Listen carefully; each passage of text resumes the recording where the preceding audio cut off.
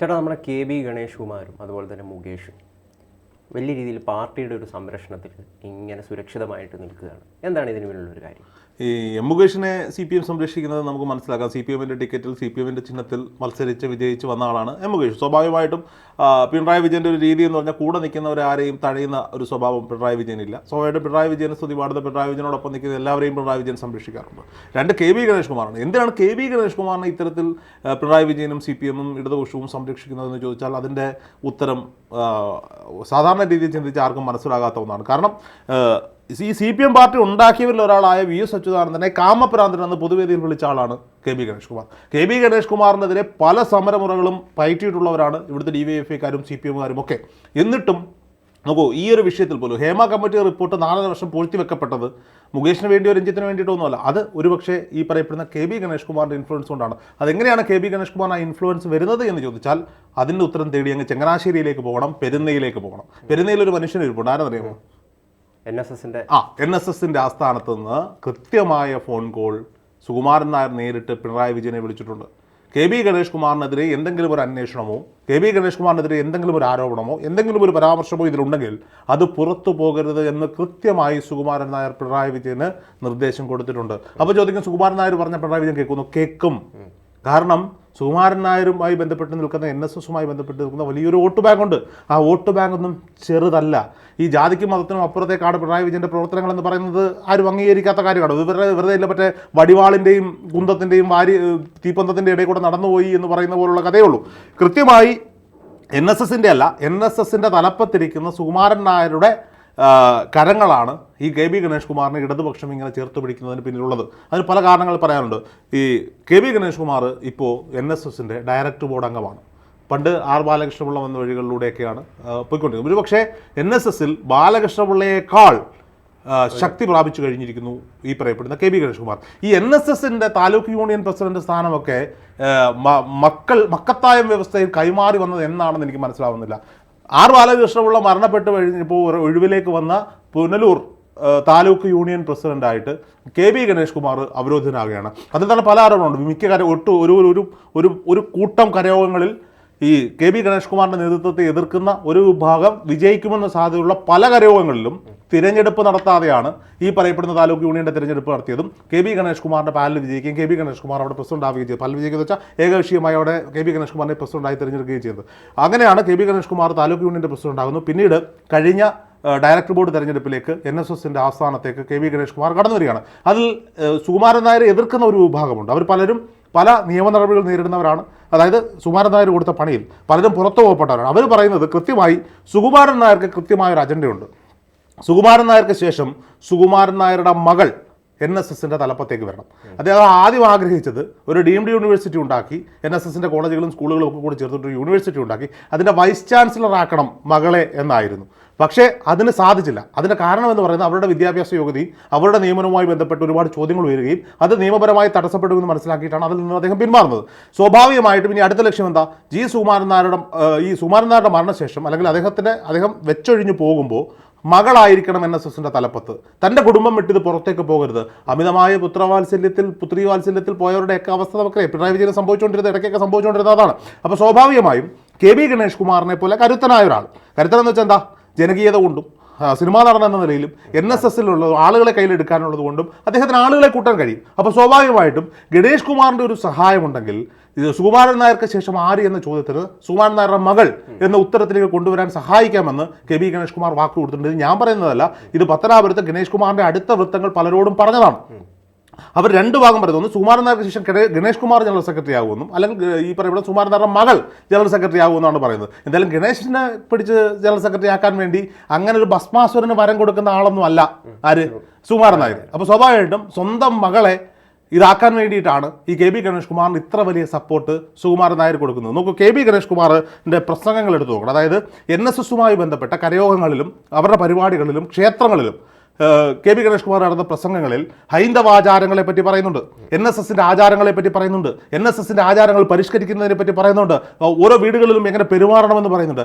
അതേ K B Ganesh Kumar പിന്നെ ഗൂഗിളിൽ പോയിട്ട് യൂട്യൂബിൽ സെർച്ച് ചെയ്താൽ ടിനു പാസ്റ്റർ എന്ന് പറയുന്ന പെന്തക്കോസ്ത് സഭയുടെ ആരാധനായ സുവിശേഷം നടത്തുന്ന ഒരു പാസ്റ്ററുണ്ട്. ആ പാസ്റ്ററുടെ വേദികളിൽ പോയി കെ ബി ഗണേഷ് കുമാർ പ്രസംഗിച്ച പ്രസംഗങ്ങളുണ്ട്. ടിനു പാസ്റ്റർ ഫോളോവർ ആണെന്ന് അവിടെ നിന്ന് പ്രസംഗിക്കുകയും ചെയ്തിട്ടുണ്ട്. പരക്കെ പത്രാവരത്ത് പറഞ്ഞു കേൾക്കുന്ന ഒരു കാര്യമാണ് കെ ബി ഗണേഷ് കുമാർ പെന്തക്കോസ്ത് വിശ്വാസിയാണ് എന്നുള്ളത്. സ്വാഭാവികമായും ടിനു പാസ്റ്റർ പറയുന്നു. ടിനു പാസ്റ്റർ ഇദ്ദേഹത്തിൻ്റെ ഭൂരിപക്ഷം പോലും പ്രാർത്ഥിച്ച് പ്രവചിക്കുന്ന വീഡിയോകൾ നമുക്ക് യൂട്യൂബിൽ നോക്കിയാൽ കാണാം. ഓരോ ആളുകൾക്കും ഏത് മതത്തിൽ വിശ്വസിക്കണം, ഏത് ആരാധനാ രീതി വിശ്വസിക്കണം എന്നുള്ളത് അവരുടേതായ തീരുമാനമാണ്. അങ്ങനെ ഒരു സ്വാതന്ത്ര്യം നിലനിൽക്കുന്നു. പക്ഷേ ഒന്നിൽ വിശ്വസിച്ചുകൊണ്ട് തന്നെ അങ്ങനെയാണെങ്കിൽ ഈ പെന്തക്കോസ്തിൽ വിശ്വസിക്കുന്ന കെ ബി ഗണേഷ് കുമാർ എന്തിനാണ് NSSന്റെ തലപ്പത്തിരിക്കുന്നത്, അല്ലെങ്കിൽ NSSന്റെ താലൂക്ക് യൂണിയനെ നിയന്ത്രിക്കുന്നത്? എന്തിനാണ് NSSന്റെ ആചാരങ്ങളെ പറ്റി പറയുന്നത്? നോക്കൂ, കഴിഞ്ഞ ആഴ്ചകളിൽ അവിടെ ഒരു സംഭവമുണ്ട്. ഇന്തോനേഷ്യയിലുള്ള ഒരു വ്യവസായി മരണപ്പെടുന്നു. ഇന്തോനേഷ്യയിലെ വ്യവസായിയാണ്. അവിടെ കെ ബി ഗണേഷ് കുമാർ നേരിട്ട് നിന്ന് സാധാരണഗതിയിൽ നായർ കുടുംബങ്ങളിൽ ഒരു മരണം സംഭവിച്ചാൽ മരണാനന്തര കർമ്മങ്ങൾക്ക് നേതൃത്വം കൊടുക്കുക ആ കരയോഗത്തിൻ്റെ സെക്രട്ടറിയോ പ്രസിഡന്റോ അല്ലെങ്കിൽ ഉത്തരവാദിത്തപ്പെട്ട ആളുകളോ ആയിരിക്കും. അവിടെ ഇതിൽ നിന്നെല്ലാം വിഭിന്നമായി താലൂക്ക് യൂണിയൻ പ്രസിഡന്റ് നേരിട്ടെത്തി, കെ ബി ഗണേഷ് കുമാർ നേരിട്ടെത്തി അവിടുത്തെ മുഴുവൻ ചടങ്ങുകളുടെയും നേതൃത്വം ഏറ്റെടുക്കുകയാണ്. അവിടെ NSSുമായി ബന്ധപ്പെട്ട് നിൽക്കുന്ന ആളുകൾക്ക് മുഴുവൻ ഭയങ്കരമായ എതിർപ്പുണ്ടാകുന്നു. എന്താണ് സംഭവിക്കുന്നതെന്ന് അവർക്ക് മനസ്സിലാകുന്നില്ല. അവസാനം ഇദ്ദേഹത്തിൻ്റെ സഞ്ചയന കാർഡ് വിതരണം ചെയ്യും. ഗൗതമിൻ്റെ നാട്ടിൽ എങ്ങനെയാണെന്ന് എനിക്കറിയില്ല. എൻ്റെ നാട്ടിൽ എങ്ങനെയാണെന്ന് ചോദിച്ചാൽ മരണം കഴിഞ്ഞ്, എൻ്റെ നാട് കൂടിയാണ് ഈ പത്തനാപുരം, അതുകൊണ്ടാണ് ഇത് പറയുന്നത്. മരണം കഴിഞ്ഞ് ചിലയ്ക്ക് തീ കൊളുത്തി ആളുകൾ പിരിയുമ്പോൾ തന്നെ 2 പേര് നിന്നിട്ട് ഈ സഞ്ചയന കാർഡ് കൊടുക്കും. പണ്ട് ഇത് വീടുകളിൽ എത്തിച്ചു കൊടുക്കാറ്, ഇപ്പോൾ അത് എളുപ്പമാക്കാൻ വേണ്ടി ഈ സഞ്ചയന കാർഡ് വിതരണത്തിൽ ഇദ്ദേഹത്തിൻ്റെ ഒരു കളർ ഫോട്ടോയും കാര്യങ്ങളും ഒക്കെ ഉണ്ട്. അത് വേണമെങ്കിൽ എൻ്റെ കയ്യിലൂടെ ഞാൻ അയച്ചു തരാം. അതിനകത്ത് മക്കൾ ലിസ്റ്റിൽ അവസാനം ബിന്ദു ഗണേഷ് കുമാർ, മരുമക്കൾ K B Ganesh Kumar MLA. എടാ, നമ്മുടെയൊക്കെ അറിവിൽ ബിന്ദു ഗണേഷ് കുമാർ എന്ന് പറയുന്ന ഇദ്ദേഹത്തിൻ്റെ 2ാം ഭാര്യ, ഇപ്പോഴത്തെ ഭാര്യ പാലക്കാടുകാരിയാണ്. സ്വാഭാവികമായും ഒരു പാലക്കാടുകാരിയാണ്. പാലക്കാട് നിന്നാണ് കെ ബി ഗണേഷ് കുമാർ 2ാമത് വിവാഹം കഴിച്ചിരിക്കുന്നത്. പാലക്കാട് കിടക്കുന്ന ബിന്ദു ഗണേഷ് കുമാറിന് എങ്ങനെയാണ് പത്തനാപുരത്തൊരു അച്ഛനുണ്ടായത് എന്ന് ഓപ്പണായി ഫേസ്ബുക്കിലൂടെ ജ്യോതികുമാർ ചാമക്കാല എന്ന് പറയുന്ന കോൺഗ്രസ് സാർ അത് ചോദിച്ചിട്ടുണ്ട്. അതിന് ഉത്തരം കിട്ടിയിട്ടില്ല. അപ്പോൾ സ്വാഭാവികമായും ഒന്നുകിൽ ഇന്തോനേഷ്യയിൽ ഇവരുടെ ബിസിനസ്സുമായി ബന്ധപ്പെട്ട് എന്തെങ്കിലുമൊക്കെ വഴിവിട്ട ബന്ധങ്ങൾ ഇവർ തമ്മിലുണ്ടാകാം, അതുമല്ലെങ്കിൽ ഇവരുടെ വലിയ സ്വത്തുകൾ തട്ടിയെടുക്കാനുള്ള തന്ത്രമാകാം, അതുമല്ലെങ്കിൽ അതിൻ്റെ അപ്പുറത്തേക്ക് എന്താണെന്ന് സാമാന്യ ബുദ്ധിയുള്ള ആർക്കും ചിന്ത ചെയ്യുന്നത്. അതെന്താണെന്ന് കെ ബി ഗണേഷ് കുമാറാണ് വ്യക്തമാക്കേണ്ടത്. എങ്ങനെയാണ് പാലക്കാടുള്ള ബിന്ദു ഗണേഷിൻ്റെ ഭർത്താവായ ഗണേഷ് കുമാർ ഈ പത്തനാപുരത്ത് ആളുടെ മരുമകനായത് എന്നത് ഗണേഷ് കുമാറാണ് വ്യക്തമാക്കേണ്ടത്. സ്വാഭാവികമായും NSS നമുക്കറിയാം, ഈ കെ ബി ഗണേഷ് കുമാറിൻ്റെ പല ആരോപണങ്ങൾ നമുക്കുണ്ട്. അച്ഛൻ്റെ സ്വത്ത് തട്ടിയെടുക്കുന്നു എന്ന് പറഞ്ഞിട്ട് സഹോദരി കേസ് കൊടുത്തിട്ടുണ്ട്. ശ്രീവിദ്യയുടെ സ്വത്തുമായി ബന്ധപ്പെട്ട് പരാതികൾ ഉയർന്നു കേട്ടിരുന്നു. അതിൻ്റെയൊക്കെ സത്യാവസ്ഥ ഇപ്പോഴും പുറത്തു വന്നിട്ടില്ല. പക്ഷേ ഇത് എന്ത് പ്രശ്നമുണ്ടായാലും കെ ബി ഗണേഷ് കുമാറിനെ സംരക്ഷിക്കാൻ NSS ഉണ്ടാകും, NSS അല്ല, സുകുമാരൻ നായർ ഉണ്ടാകും എന്നൊരു വിശ്വാസമാണ്. കൃത്യമായി സുകുമാരൻ നായരുടെ ഇടപെടലാണ് ഈ വിഷയങ്ങൾ. ഈ ഹേമ കമ്മിറ്റി, നമ്മൾ വിചാരിക്കുന്നത് മോഹൻലാലിനെ സംരക്ഷിക്കാനോ അല്ലെങ്കിൽ രഞ്ജിത്തിനെ സംരക്ഷിക്കാനോ അതല്ലെങ്കിൽ സിദ്ദിഖിനെ സംരക്ഷിക്കാനോ മുകേഷ് ഒന്നുമല്ല. ഈ ഹേമ കമ്മിറ്റി റിപ്പോർട്ട് ഇത്രയും കാലം പൂഴ്ത്തി വെക്കപ്പെട്ടത് കെ ബി ഗണേഷ് കുമാർ ഈ മന്ത്രിസഭയുടെ ഭാഗമായിരിക്കുന്നുണ്ടാവും. നോക്കൂ, ഈ നമ്മുടെ കെ ബി ഗണേഷ് കുമാർ ആദ്യമായി പത്തനാപുരത്തേക്ക് സ്ഥാനാർത്ഥിയായി വരുന്നു. അത് അന്ന് കെ വി ഗണേഷ് കുമാർ ആരാ? വെറും ഒരു സിനിമാ നടൻ, രാഷ്ട്രീയ ഭീഷ്മാചാര്യ, UDF ഉണ്ടാക്കിയ കൂട്ടത്തിലൊരാളായ R ബാലകൃഷ്ണപിള്ളയുടെ മകൻ. കെ വി ഗണേഷ് കുമാറിന്റെ ഓഫീസിൽ ഇപ്പോഴും അച്ഛൻ്റെയും അമ്മയുടെയും പടം വെച്ചിട്ടുണ്ട്. എടാ, UDF ഉണ്ടാക്കിയവന്റെ മകൻ എങ്ങനെയാണ് LDFന്റെ മന്ത്രിയായ? എൻ്റെ ഇദ്ദേഹം അങ്ങോട്ടും ഇങ്ങോട്ടും ചാടി കളിച്ചിട്ടുള്ള ആളാണ് ബാലകൃഷ്ണൻ. അത് രാഷ്ട്രീയ സാഹചര്യങ്ങളാണ്. സിനിമാ നടനായ കെ ബി ഗണേഷ് കുമാറിനെ പത്തനാപുരത്ത് കൊണ്ടുവന്ന് മത്സരിപ്പിക്കുമ്പോൾ പത്തനാപുരം ഇടതുപക്ഷത്തിന്റെ കയ്യിലാണ്. അന്ന് വലിയ ആവേശത്തോടെ യൂത്ത് കോൺഗ്രസും പോഷക സംഘടനകളും കെ ബി ഗണേഷ് കുമാറിനെ ഏറ്റെടുക്കുക. ഒരു ചെറുപ്പക്കാരൻ വരുന്നു, വരട്ടെ, സിനിമാ താരം, ഗ്ലാമറുള്ള ഒരാൾ വരികയാണ്. അന്ന് ഇടതുപക്ഷക്കാർ ഈ ക്രൈം മാഗസിൻ അറിയാമോ? നന്ദകുമാർ സാറിന്റെ crime magazine K B Ganesh കുമാറിന്റെ ലീലാവിലാസങ്ങൾ പഴയ പതിപ്പുകളിൽ അടിച്ചുവിട്ടതെല്ലാം കൂടി ചേർത്ത് വെച്ചൊരു ബുക്കാക്കി എല്ലാ വീടുകളിലും കൊണ്ടുവന്ന് വിതരണം ചെയ്യും. ഞാൻ കേട്ടിട്ടുള്ള കഥയാണ് പത്തനാപുരത്ത്. അന്നത്തെ യൂത്ത് കോൺഗ്രസ്സുകാരൻ്റെയും KSUക്കാരൻ്റെയും യൂത്ത് കോൺഗ്രസ് Mകാരൻ്റെയും ഒക്കെ പണിയെന്ന് വെച്ച് കഴിഞ്ഞാൽ ഈ പത്രക്കാരൻ വന്നിട്ട് ഇത് ഇട്ടിട്ട് പോകുന്നതിൻ്റെ പിന്നാലെ ഇവർ സൈക്കിളിലും ബൈക്കിലും പോയി ഗേറ്റ് ചാടി ഇത് എടുത്ത് കീറിക്കളയലാണ് ഇവൻ്റെ പണി. അങ്ങനെ കൂടെ നടന്ന് ജയിപ്പിച്ചെടുത്തു. ആദ്യ തവണ തന്നെ AK ആന്റണി മന്ത്രിസഭയിൽ മന്ത്രിയാക്കി. രാജിവെക്കേണ്ടുന്ന സാഹചര്യം എന്താണ് എന്ന് നമുക്കറിയാം, എന്തുകൊണ്ടാണെന്നറിയാം. അങ്ങനെ 15 വർഷക്കാലം പൊന്നെ പോറ്റി എന്നും പറഞ്ഞ് കൊണ്ടു നടന്ന UDFനെ എന്തിൻ്റെ പേരിലാണ് തള്ളിക്കളഞ്ഞേ? ഉമ്മൻചാണ്ടിയോട് ബിജു രാധാകൃഷ്ണൻ പോയി പറഞ്ഞു കൊടുത്ത മുഴുവൻ കഥകളും അത് മരണം വരെ അദ്ദേഹം രഹസ്യമാക്കി വെച്ചു. പക്ഷെ അദ്ദേഹത്തിനോട് ചെയ്തോ?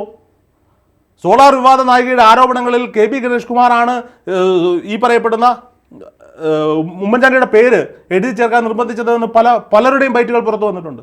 ഈ കേരളത്തിൽ പ്രമാദമാവുന്ന എല്ലാ കേസുകളിലും ഇദ്ദേഹത്തിൻ്റെ ഓഫീസുമായി ബന്ധപ്പെട്ട കാര്യങ്ങളുണ്ട്. നടിയെ ആക്രമിക്കപ്പെട്ട കേസിൽ സാക്ഷിയെ സമീപിച്ചു എന്ന് പറഞ്ഞിട്ട് ഇദ്ദേഹത്തിൻ്റെ പേഴ്സണൽ സ്റ്റാഫ് അംഗത്തിനെതിരെ കേസെടുത്തിരുന്നു, അന്വേഷണം വന്നിരുന്നു. അങ്ങനെ എന്ത് കേസ് വന്നാലും അതിൻ്റെ അറ്റത്ത് കെ ബി ഗണേഷ് കുമാറിൻ്റെ ഓഫീസുമായി ബന്ധപ്പെട്ട എന്തെങ്കിലുമൊക്കെ ഉണ്ടാകാം. ശുദ്ധമായ മാടമ്പത്തരം നടത്തി ആളുകൾ പറഞ്ഞ ആളുകൾക്ക് അതൊക്കെ ഇഷ്ടമാണെന്നാ. അങ്ങനെയൊന്നും അല്ല. കൃത്യമായി അവർ ജയിച്ചു വരുന്നതിന് ചില മാനദണ്ഡങ്ങളുണ്ട്, ചില കാര്യങ്ങളുണ്ട് പത്തനാപുരത്ത്. അത് ചില രാഷ്ട്രീയ കുത്തിത്തിരിപ്പുകളുടെ ഗ്രൂപ്പ് സംവിധാനങ്ങളുടെ പ്രശ്നമാണ്. അവിടുത്തെ കോൺഗ്രസ്സുകാരെ പറഞ്ഞാൽ മതി. അവിടെ ഒരു UDF-ന്റെ MLA ഉണ്ടാകണമെന്ന് അവിടുത്തെ കോൺഗ്രസ്സുകാർ എല്ലാവരും കൂടി ഒറ്റക്കെട്ടായിട്ട് തീരുമാനിച്ചാൽ നടക്കുന്ന കാര്യമുള്ളൂ. അത് സാധ്യമാകാത്ത എന്താണെന്ന് ചോദിച്ചാൽ പത്തനാപുരത്ത് ഈ വേറെ ഗ്രൂപ്പിൻ്റെയാണ്. ഇപ്പോൾ രമേശ് ചെന്നിത്തല ഗ്രൂപ്പിൻ്റെ സ്ഥാനാർത്ഥിയായിരുന്നു കഴിഞ്ഞ തവണ. അയ്യോ അത് വേണ്ട എന്ന് ഗ്രൂപ്പ് അങ്ങ് തീരുമാനിക്കുക, ചില നേതാക്കന്മാരങ്ങ് തീരുമാനിക്കുക. അതുകൊണ്ട് മാത്രമാണ് കെ ബി ഗണേഷ് കുമാർ അവിടെ വിജയിച്ച് വരാൻ സാധിക്കുന്നത്. സ്വാഭാവികമായും ആനക്കൊമ്പ് കേസൊക്കെ നമുക്കറിയാലോ, വനംവകുപ്പ് മന്ത്രി ആരായിരുന്നു നമുക്കറിയാലോ. അടുത്ത തെരഞ്ഞെടുപ്പിൽ എന്തിനാണ് മോഹൻലാൽ ഗണേഷ് കുമാറിന് വോട്ട് ചോദിക്കാൻ വന്നതെന്ന് നമുക്കറിയാലോ. മോഹൻലാൽ അന്ന് പ്രസംഗിച്ചിങ്ങനെ എനിക്കിപ്പോഴും ഓർമ്മയുണ്ട്. ആ പ്രസംഗം കേട്ടുന്ന കൂട്ടത്തിലൊരാളാണ് ഞാൻ.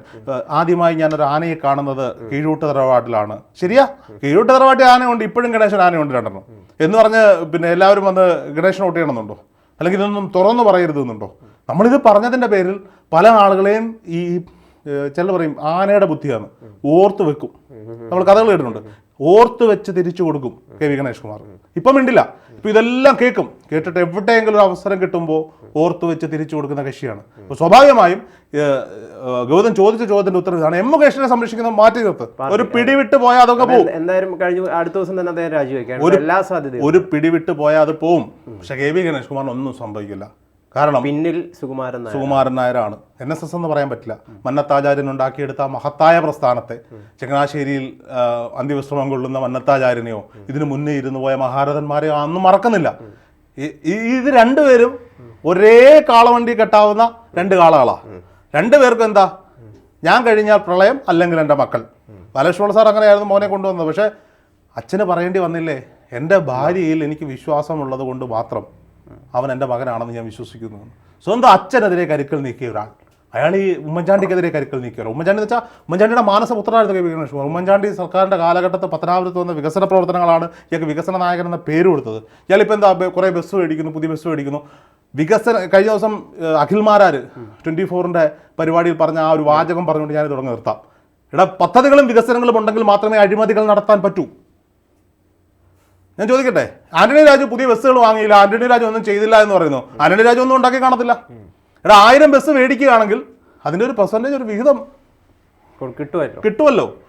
ഗണേഷ് കുമാർ ആദ്യ തവണ ഗതാഗത വകുപ്പ് മന്ത്രി ചെയ്തപ്പോൾ കുട്ടി ഗണേശൻ എന്ന് വിളിച്ചൊരു പേര് വണ്ടി വന്നിരുന്നു. അതിൻ്റെ കളർ എന്തോരെന്ന് അറിയാമോ? ചുമപ്പും വെള്ളയായിരുന്നു. കേരള കോൺഗ്രസിൻ്റെ പതാകയുടെ ചിഹ്നം എന്തോ അറിയാമോ? ഈ ചുവപ്പും വെള്ളയാണ്, ചുമപ്പും വെള്ളയും. KSRTC മാറിയൊരു സാധനം, കുച്ചു വണ്ടികൾ. ഈ വണ്ടി നമുക്കറിയാം, ഒരു വണ്ടി നമ്മൾ വാങ്ങിയ 15 വർഷം നേരത്തിൽ ഓടവും ഇല്ല. 15 വർഷം കഴിഞ്ഞാൽ ഇതെന്ത് ചെയ്യണം, കണ്ടം ചെയ്യണം എന്നാണ് ഈ പറയുന്നത്. പോട്ടെ, ഒരു ബസ് 10 കൊല്ലം നേരത്തിൽ ഓടുവോ? ഗണേഷ് കുമാർ അധികാരത്തിൽ നിന്ന് താഴെ ഇറങ്ങിയ 5 വർഷങ്ങൾക്കപ്പുറത്ത് ഈ പറയപ്പെടുന്ന മിനി ബസ്സുകൾ എവിടെയെങ്കിലും കണ്ടോ? നിരത്തുകളിൽ കണ്ടോ? എൻ്റെ സ്പെയർ പാർട്സ് കിട്ടാനില്ല, അതായത് പറഞ്ഞ് പൊളിച്ചു വിറ്റു. അപ്പോൾ ഇതിലൊക്കെ അഴിമതികളില്ലേ? ഈ വണ്ടി ഇത്രയും രൂപ ഖജനാവിൽ നിന്ന് എടുത്ത് ഈ പൈസ വണ്ടികൾ വാങ്ങിയതിൽ അഴിമതിയില്ലേ? അപ്പോൾ സ്വാഭാവികമായിട്ടും പഴയ കഥകൾ ഒരുപാട് പറയാനുണ്ട്, അതൊക്കെ വിടൂ. എന്തായാലും കെ വി ഗണേഷ് കുമാർ ഈ മന്ത്രിസ്ഥാനത്ത് തുടരുകയും അദ്ദേഹത്തെ കൃത്യമായി ഇടതുപക്ഷം സംരക്ഷിച്ച് മുന്നോട്ട് പോവുകയും ചെയ്യുന്നുണ്ട് എന്നാണ് എൻ്റെ വാസ്തവം.